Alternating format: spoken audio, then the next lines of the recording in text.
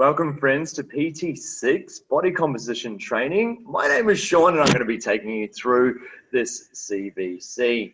Guys, there are 7 parts to this CVC, so make sure that you see all of them to understand them completely.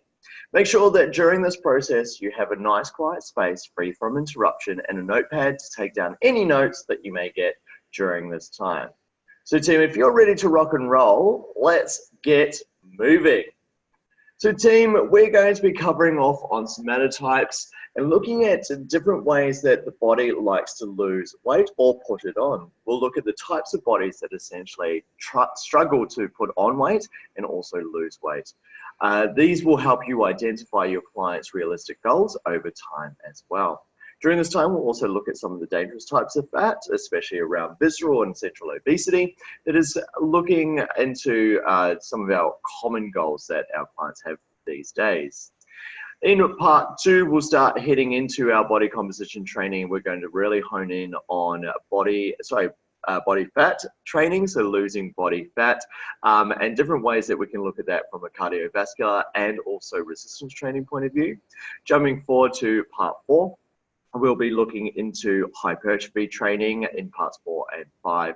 In part 6, we'll start looking at eating disorders and body dysmorphias as well. And then finally, part 7, we're going to do a bit of a review for your gorilla part 1 and your ostrich part 2 assessments. And these are some really key things to know for when you submit these assessments later on down the track. So team, what I want you to do at this point in time is just pause the recording and have a little bit of a think about why do we need to know about body composition training? What is so important about it and why should we know as personal trainers about this for our clients? When you're ready to rock and roll, hit the play button and continue on with the recording. So team, how did you go? Let's having a look at some of those things down on your notes. So body composition, we're dealing with essentially how the body is structured and how it looks. This looks predominantly at the issues around body fat and also body muscle mass.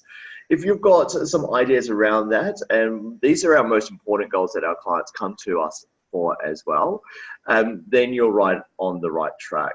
The number 1 goal in Australia for personal trainers, or for our clients, I should say, is weight loss essentially at the end of the day. And we need to educate on our clients that essentially it's not about weight loss, it's about fat loss and maintaining lean muscle mass to keep a healthy and active lifestyle as well. To get these goals and really understand what these guys really are trying to establish, we need to really sit them down and start establishing some sort of rapport and creating a professional relationship with them. With this, and part of the consultation process is essentially establishing these goals so we've got a measure of where our clients are and where they're going to go to. We want to know exactly what the client wants from a fat loss point of view, whether it's a certain amount of kilos or a certain look that they're looking for. Is it a certain size that they're trying to actually increase to? Or is there a certain look that they're looking for with aesthetics? From that side of things, team, we can also start using open-ended questions to really establish the motivation behind these goals too. If our client isn't motivated to get these and it might be someone else's goal, we want to really understand the why and get down to the nitty-gritty behind this. And these are my W&H questions to understand that. Motivation is a really key aspect to grow in your consultation process so you keep the client on track. And of course, this all leads to our SMART goal setting. Our SMART goal setting, remember, stands for specific, measurable, achievable, realistic, and time-bound. So as long as our goal is SMART, we should be able to essentially achieve this.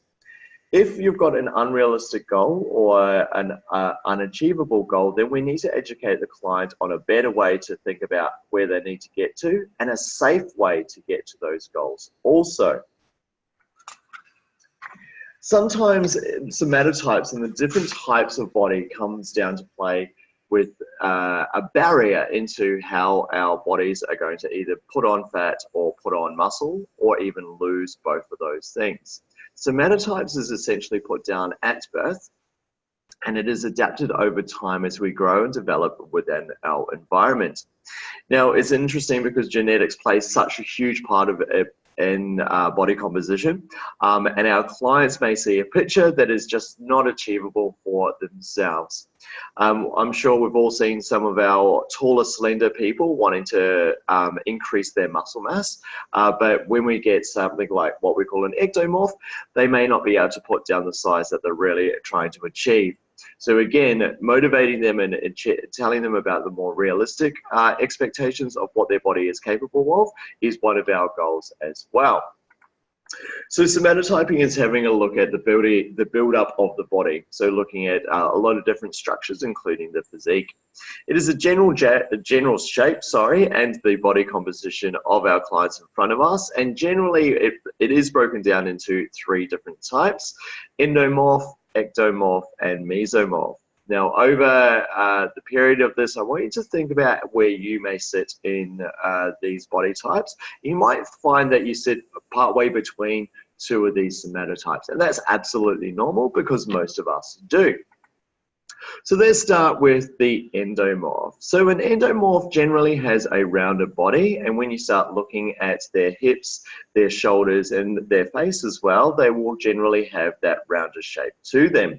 These guys can gain weight quite easily, and this is not just body fat, but also body muscle when we're looking at training them in the correct way and having the right nutrition. If they are overweight and they're trying to lose weight, we need to understand that an endomorph and a high-end endomorph is going to really struggle to lose weight at this start. So we need to support them in that process and really just make sure that these guys stay on track, because these are the ones that may fall off the bandwagon very, very quickly if those goals aren't met. Educate them on their body and how it works, and support and nurture these clients on the way through. Then we've got our ectomorph. Our ectomorph is on the complete opposite end, so these are more rectangular in shape and have a generally slender body. These are the ones that are always complaining about the aircon being too cold in the gym, because they struggle to actually put on a lot of body mass as well, whether it be fat or muscle. These are our friends in life that essentially can eat anything and they just do not put on any body fat. Now, with these guys, we need to understand that at this point in time, they may not be able to put down a lot of muscle mass, and we need to educate them on that one as well. As we go forward, we need to also note that these guys are generally going to be the more lean ones throughout time. So making sure that they stay on track with their exercise as well. Last but not least is our mesomorph. So a mesomorph is more triangular in shape, and you can see this by wider shoulders with a smaller waist. Now these are very athletic in appearance as well, and these guys generally sit around the same sort of weight range, and these guys can gain and lose weight quite easily as well. So these guys will bulk up and also shred off quite easily. Generally though, they will look around the same sort of musculature as where they go through life, but they can of course definitely bulk up if they are generally working quite hard for that side of things. Now mesomorph is generally the guys that absolutely love training, so there's not going to be any issue around that. So those are our 3 somatotypes, and I want you to think about our next picture and have a look at a few different types of people that are in this picture and see what you can pick up. Now, in this picture, we've got a whole lot of different somatotypes, from ectomorphs to mesomorphs to more endomorphs. So looking over at this lady at the back here, a very slender shape, along with this one here as well. These ones would be more down the ectomorph lines. We've got this one here who's a little bit more rounder in shape. He would possibly be on the cusp of a endomorph. And then I'm just trying to find a mesomorph. This one here would be easier if we could see him front on. This gentleman here would probably be more of a mesomorph, and I can tell by the shoulders and the leanness of his body there as well. It's not important for us to be able to establish exactly what somatotype our clients are, but it's very important to understand the makeup and how this is going to affect our body composition goals going forward too. So let's have a look at one of our plaguing issues in Australia right now, and this is of course the amount of body fat that we have on our bodies. One of the biggest things that is leading our death rates at the moment is something we call central obesity, also known as the visceral fat found in the abdominal region. This is the most dangerous type of fat that you can find in the body, and if your client's trying to lose it, this type of fat, we're already on the right track. So abdominal fat is essentially the stuff we're talking about, and it's found around the viscera, so this area right here. And this usually is an indicator of underlying health issues. By measuring the amount of fat in this area and its ratio to different parts of the body, we can actually see if there's a risk of heart disease or cerebrovascular disease as well. And this is one of the reasons that we measure waist circumference, but also waist to hip ratio. So if you do this waist measurement, and remembering this is around the belly button, keep it level. If you've got a male who is 94 centimeters or more, they have an increased risk of both of those diseases, so either heart disease or cerebrovascular disease. If they are 102 centimeters or more, this risk actually increases even more, so it becomes a substantially increased risk. Females, for the same things, 80 centimeters or more and 88 centimeters or more for a substantially increased risk.